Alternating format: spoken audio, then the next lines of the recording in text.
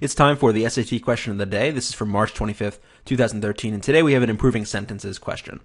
The main tennis stadium of the U.S. Open, named after the African-American tennis player Arthur Ashe and located in New York City, who won the first ever U.S. Open men's singles title in 1968. So notice by the way I've read it, I've kind of indicated that there's something off with it. And what exactly is wrong with it? Well, notice we start with a noun phrase, right? This is a noun right here, the main tennis stadium of the U.S. Open.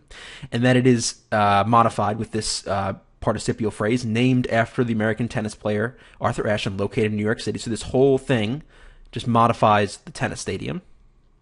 And then we have another subordinate phrase, who won the first ever U.S. men's singles title in 1968. This is actually a relative phrase because this who, well, should be referring to Arthur Ashe, but it refers to New York City.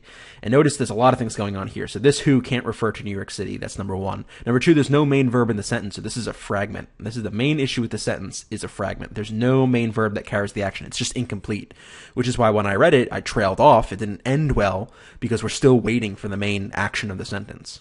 So A is not good. We need to get a sentence that fixes the fragment and also make sure we don't have a relative modifier error. Let's see. B, the main tennis stadium in the U.S. Open, located in New York City and named after the African-American tennis player Arthur Ashe. Okay, all this does is just flips the order, which does fix the relative pronoun issue because now Arthur Ashe is before who, but we still have a fragment, so C is no good. The main tennis stadium of the U.S. Open, which is named after the African-American tennis player Arthur Ashe and is located in New York City. Okay, so now you might think we've got some main verbs, but we still have another relative clause because of this which, so we still have a fragment. The main tennis stadium, which is named, who won, there's no actual main sentence, there's no independent clause, so C is still a frag. So this is a frag, this is also a frag. How about D? The main tennis stadium of the U.S. Open, located in New York City, is named after the African-American tennis player Arthur Ashe, who won the first ever blah blah. Perfect. Because notice what we have here. This is still a modifier that modifies the tennis stadium, so that's fine. But now we complete that and start the rest of the sentence, which has an is in it. So this is our main sentence. The main independent clause of this example is, the main tennis stadium of the U.S. Open is named after the African-American tennis player Arthur Ashe. And the other pieces are just modifiers giving us some more information. So D looks really good.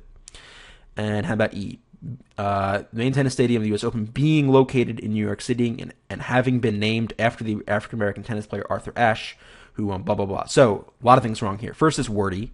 Notice it's the longest choice, which is not in itself something that disqualifies it, but definitely gives it a piece against it. It's the longest answer, got a bunch of wordiness in here. We have the word being, which is almost always wrong, and indeed it is wrong in this case.